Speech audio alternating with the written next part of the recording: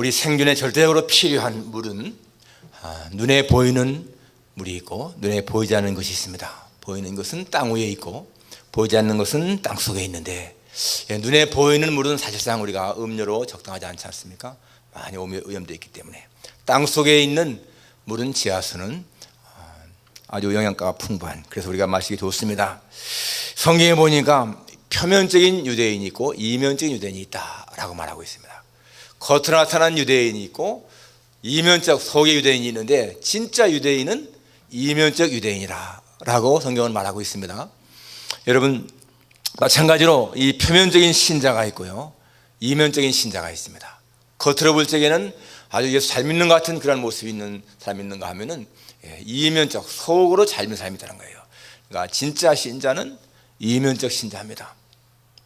여러분, 기독교 역사나 성경 역사를 보게 되면은 이 표면적 신자가 이면적 신자를 많이 박해했습니다. 다시 말하면은 가짜 신자, 이 겉으로만 나타난 신자가 진짜 신자를 핍박했다는 것입니다. 성경에 나타난 이사야 선지자는 진짜 선지자였습니다. 그런데 여러분, 그 당시에 교권주의자들이 이사야 선지자를 톱으로 켜 죽이지 않습니까? 예레미야 진짜 선지자입니다. 그런데 그 당시에 가짜 선지자 바스훌이라고 하는 이 가짜 선지자가 이 예레미야를 매를 때리고요, 감옥에 가두고 그랬습니다. 예수님은 하나님의 아들로 오셨는데 그 당시 하나님을 믿는다고 하는 대제사장, 서기관, 바리새인들이 예수님을 죽이잖아요. 진짜가 언제나 이렇게 핍박을 당한다는 것입니다. 스데반 집사님은 진짜 신자였는데 그 당시에 교권주의자들 역시 마찬가지로 이 스데반을 그렇게 돌로 쳐 죽입니다.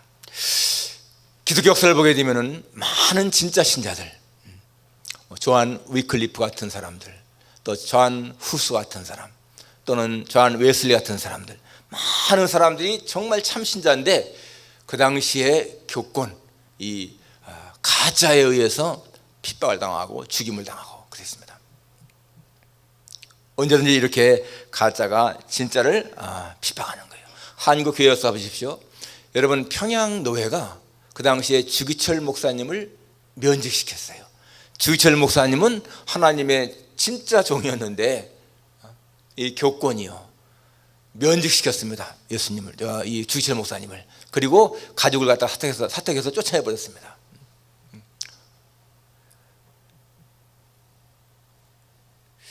기독교 2000년 역사 속에서 화려하게 보이는, 아주 그럴싸하게 보이는 그것이 진짜가 아니었다는 거예요. 지금도 마찬가지입니다. 여러분, 겉으로 크게 화려하게 보이는 그러한 것이 진짜 교회의 모습이 아니라는 것입니다. 예수님 말씀이 좁은 문으로 들어가라, 좁은 문으로 들어가라. 좁은 문으로 들어가는 것은 생명길이고 이 넓은 문은 사망길이라고 말씀하고 있습니다. 그러니까 많은 사람들이 간다고 해서 좋은 것이 절대로 아니라는 거예요. 예수님을 따라가는 길은 좁은 길, 고난의 길이라고 성경은 우리에게 분명히 말씀하고 있습니다. 여러분, 이렇게 진짜가 가짜에 의해서 많은 박해를 받는데 정말 우리가 기억해야 할 것은요, 그러나 마지막에는 반드시 진짜가 승리한다라는 것입니다.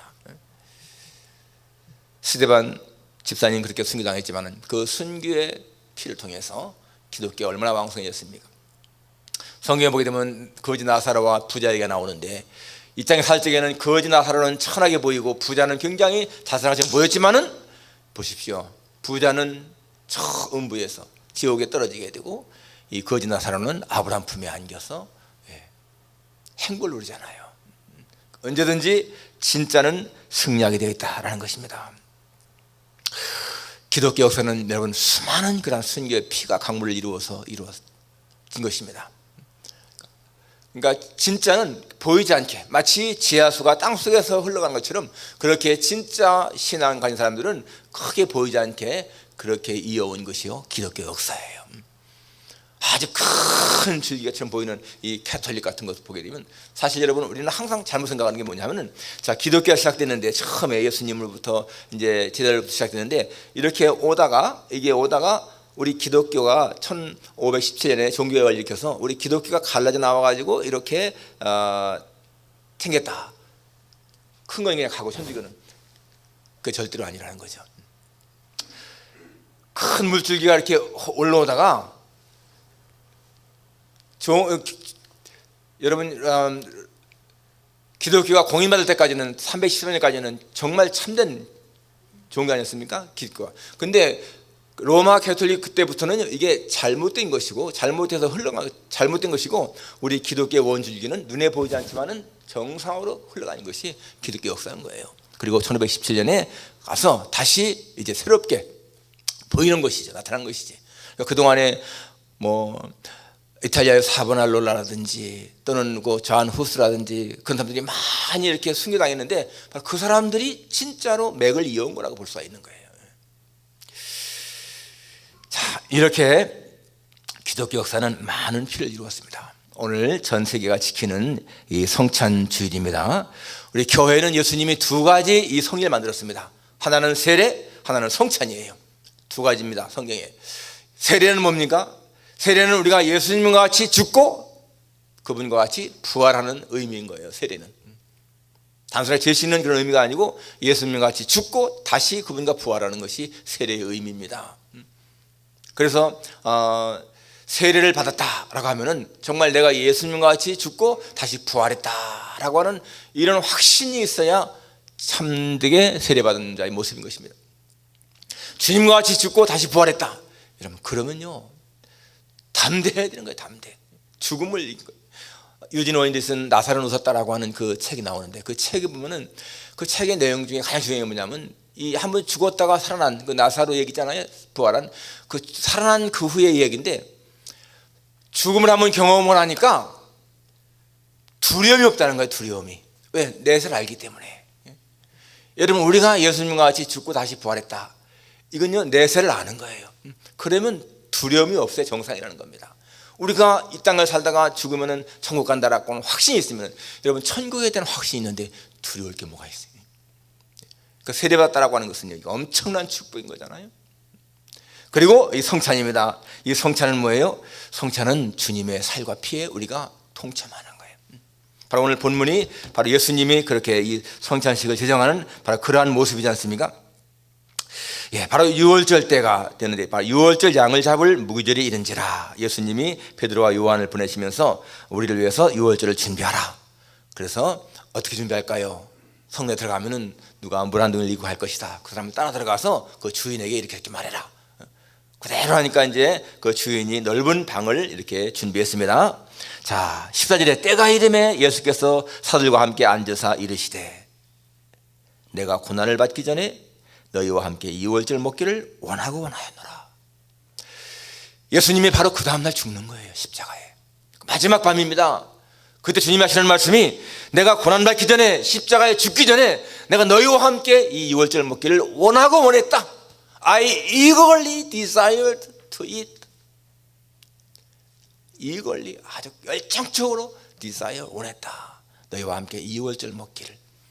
3년 동안 같이 제자와 같이 생활하신 후에 이제 예수님이 십자가에 죽으시지 않습니까? 그 마지막 밤에 예수님은 제자들과 같이 만찬을 드시면서 마지막을 이제 정리하고 싶었던 거죠.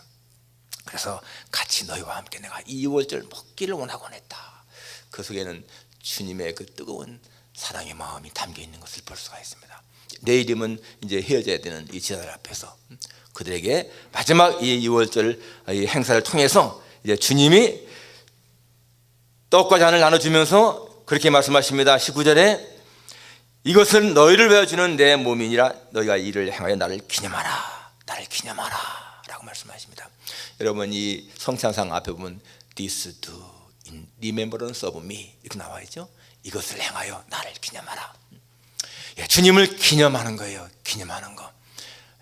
기념하는 것은 그분의 십자가의 죽으심과 부활을 기념하는 것이죠. 그것만이 아니고 그분이 이루신 구원의 은총에 대한 감사하는 마음 갖는 것이 중요한 것입니다. 바로 주님이 이 살을 찢으시고 피 흘리심으로 나를 구원했구나 하는 그것과 더불어서 그분이 이루신 이 구원의 은총에 대한 감격과 감사가 있어야 돼요. 그래서 여러분 우리가 이 성찬식을 갖는 것은 굉장히 중요한 의미가 있습니다. 우리 성도들은 그 1년에 그냥 두세 번, 우리 교회에서는 두세 번, 세 번 정도 하는데 천주교에서는 매년 하지 않습니까? 근데 천주교에서는 매년 할지라도 다 성도가 항상 잔을 마시기는 하지 않죠. 아무튼간에 여러분, 이 성찬식에 참여하면서 우리는 바로 2000년 전에 예수님이 제자들과 같이 이 잔을 마시고 떡을 먹던 그 현장에 우리가 영적으로 찾아가는 거예요. 거기 참여하는 것입니다. 그 자리에 우리가 설교는 기도 들으면서 은혜 받는 그런 것이지 않습니까? 말씀을 들으면서 은혜 받는 겁니다. 그런데 이 성찬은 뭡니까? 내가 먹으면서 은혜를 체험하는 거예요. 먹으면서. 기도 듣는 것도 참 은혜가 되지만은 내가 주님의 살과 피를 먹고 마신다. 이게 엄청난 은혜인 것이죠. 우리가 의미를 잘 모르게 되면 뭐 이 조그만 빵 한 조각 뭐 먹어봐야 배도 안 부른데 그거 먹고, 또는 뭐 조그만 잔 하나 마시고. 그 전에 저도 청년 때 이 성찬식 참여하면 야, 저 포도주 좀 한 번 큰 컵에 마셨으면 좋겠다, 그런 생각을 많이 했습니다. 의미를 모르게 되면 별거 아닌 것처럼 보이지만은 여러분, 우리가 정말 그 의미를 알고 주님의 은혜에 대한 감격이 있게 되면은요, 성령께서 내 안에서 이 성찬의 중요성을 깨닫게 하시고, 그러면은 작은 떡 한 조각 먹으면서 그 작은 잔 한 잔 마시면서 내가 예수님의 살과 피에 참여한다고 하는 감격 때문에요, 진짜 마음에 감동이 있고 은혜가 되고 주님의 은혜, 사랑에 대한 감사가 넘치는 겁니다. 우리는 그러한 마음으로 성찬식에 참여해야 될 것입니다. 우리 주님이 세운 성찬식에는요, 하나님의 약속이 있습니다. 예수님의 20절에 보니까 저녁 먹은 후에 잔도 그와 같이 하여 이르시되 이 잔은 내 피로 세우는 새 언약이니 곧 너희를 위하여 붓는 것이라. 너희를 위해 세우는 새 언약이다. 새 약속이라는 거죠. 새 약속. 이것이 무슨 말입니까? 내 살을 먹고 내 피를 마시지 않냐면 너희 속에 생명이 없고, 내 살을 먹고 내 피를 마시는 자는 그 속에 영생이 있다 라고 말씀했습니다. 여러분, 우리가 단순하게 이 떡과 잔을 먹고 마시는 것이 무의미한 것이 아니고 주님의 살과 피에 참여를 말미암아서 우리 속에 영생이 있다는 거예요. 영생, 영원한 생명이 있다는 것입니다. 하나님은 그렇게 우리가 이 잔에 참여한 자에게 그러한 은총을 주셨습니다. 우리는 이 성찬식에 참여하면서 정말 하나님의 창조의 역사, 그분의 구원의 은총, 감격과 감사가 있어야 돼요. 오래전에 어느 권사님이 부활절마다 우리가 이 성찬식을 하는데, 목사님, 부활절은 예수님이 부활하신 그 기쁜 날인데 왜 우리가 주님의 죽으심을 생각하면서 꼭 이렇게 무겁게 성찬식에 참여해야 됩니까? 라고 질문하셨는데, 그랬습니다. 제가, 권사님, 우리가 이 성찬식에 참여할 적에는 주님의 십자가의 죽으심을 기억하기 때문에 좀 비장한 마음도 있지만은 꼭 그것만 가지고서 무거운 마음을 가질 것이 아니고, 바로 예수님이 이 피 흘리시고 살 찢음으로 말미암아 우리를 구원했다고 하는 그 감격 때문에 우리 속에는요, 기쁨이 있어야 되고 감사가 넘쳐야 정상입니다. 우리가 이 잔을 마시면서 그냥 예수님이 죽으셨구나 그것만 생각하고서 무거운 마음이 있다면 성찬의 의미를 모르는 거예요. 주님의 희생 때문에 내가 살았구나 라고 하는 그것 때문에 감사, 그리고 기쁨. 내가 지옥 갈 내 인생이 예수님에 의해서 영원한 생명을 얻었구나, 그런 그것 때문에 기쁨이 솟아야 정상인 것이죠. 그러니까 우리는 주님의 살을 먹으면서 피를 마시면서 그분의 은혜에 대한 감사 때문에요, 기쁨이 있어야 돼요. 단순한 죽음만을 기억하는 것이 아니라는 것입니다. 나아가서 여러분, 우리는 이러한 그걸 통해서 성도 간의 교제가 이루어지는 거예요. 하나님 아버지로 모시면서 한 가정에서 자녀들이 같이 이렇게 식사하는 것처럼 우리는 이 성찬을 통해서 모두가 하나가 되는 거예요. 지금 교제죠. 성도의 교제, 중요한 의미가 있는 것입니다. 그리고 나아가서 여러분, 이것은요, 우리가 천국에서 누릴 주님과 같이 식사를 나눌 것에 대한 하나의 모형, 샘플이 되는 것입니다. 우리가 앞으로 천국에 갔을 적에 정말 하나님 아버지 집에서 같이 이렇게 기쁨으로 식사한다라고 하는 하나의 표시라는 것입니다. 그래서 여러분, 우리는 이 성찬에 참여할 적에 먼저 자기를 살펴야 돼. 고린도전서 11장에 보게 되면 이것을 행하기 전에 먼저 자기를 살피라고 했습니다. 내 속에 죄된 것이 있는가 회개하는 마음으로, 그리고 누구든지 다 용서하는 마음으로, 사랑하는 마음으로, 누군가를 미워하는 마음을 가지고 성찬을 해야 한다. 이거 좋은 것이 아니라는 것입니다. 누구든지 다 사랑하고 용서하는 마음으로. 여러분, 남아프리카 공화국은요, 지금이야 뭐 이제 다 인종차별이 많이 철폐됐지만 인종차별이 극심했던 나라 아니겠습니까? 백인 우월주의가 아주 팽배했던 나라가 남아공인데, 그렇게 인종차별이 심했던 그 당시에 이 흑인교회 성시온교회에서 이제 고난주간을 앞두고 목요일 날 저녁에 이 세족식을 하고 그 다음 날이 이제 그 다음 주일에 성찬식 하려고 그렇게 준비를 하는데, 광고를 했습니다. 전에 여러분이 누군가의 좀 발을 씻어주기 원하는 사람은 나와서 그 사람을 불러내서 씻어주라, 광고를 했는데요. 목요일날 저녁이 되니까 흑인만이 다 모인 자리에 백인 신사가, 중년 신사가 들어오는 거예요. 사람들이 깜짝 놀랐습니다. 그 사람은 올리버 판사였는데 그 당시에 대법원장으로 내정된 사람이에요. 아니, 대법원장으로 내정된 백인이 흑인들 그 목요일 날 세족 시간인데 딱 들어오는 거예요. 그런데 들어와가지고서 마르다라고 하는 그 여자를 갖다가 불러냅니다. 그리고는 발을 닦아주는 거예요. 사람들이 놀랐습니다. 발 닦아주면서 그렇게 말했습니다. 이 마르다는 우리 집에 일하는 하녀입니다.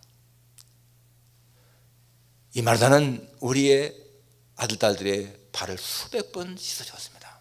나는 그때마다 마음의 미안함을 느꼈고, 나는 바로 오늘 이 마르다의 발을 씻어주지 않으면 견딜 수 없는 그런 마음 때문에 내가 씻어주는 겁니다. 다 씻어주고요, 그 발에 입맞춤까지 했습니다. 그런데 그 사건 때문에 이 올리버 판사가 대법원장 지명자 철회됐고 취소가 됐고, 심지어 판사직에서 파면당했습니다. 그래서 이 교회 목사님이 찾아가서 위로했어요. 그러는데 오히려 올리버 판사님은 나는 훨씬 더 마음의 자유를 느끼고 이제는 정말 자유로운 크리스찬으로서 살 수 있습니다. 대법원장 문제가 아니고 판사 문제가 아니고 하나님 앞에서 내가 정말로 자유로운 그러한 크리스찬으로 살 수 있게 됐습니다. 오히려 기뻐했습니다.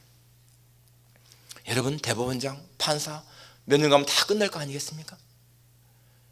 그러나 우리가 주님 앞에서 믿음은 영원한 것이기 때문에 이 땅에서 어떠한 것도 중요한 것이 아니에요. 우리는 주님이 정하신 이 성찬식에 참여하면서 정말 마음의 감격과 감사를 가지고 같이 참여할 수 있기를 주님의 이름으로 축원합니다. 기도하겠습니다. 하나님 아버지, 저희들에게 은혜를 베풀어 주셔서 이렇게 오늘 저희들 성찬식 하게 하시니 정말 감사합니다. 아버지 하나님, 오늘 저희들이 주님이 이 성찬식을 정하신 그날의 말씀을 저희들이 상고했습니다. 주님, 우리 모두가 다 주님이 저희들과 같이 성찬을 드시던 그때로 돌아가서 그 자리에 참여해서 영적으로 주님과 교제하기를 원합니다. 하나님이여, 저희들에게 이 시간 큰 은혜 베푸셔서 우리가 주님의 살과 피에 임할 때 하나님 정말 성령께서 임하심으로 말미암아서 우리의 심령 속에 감동을 주시고 기쁨을 주시고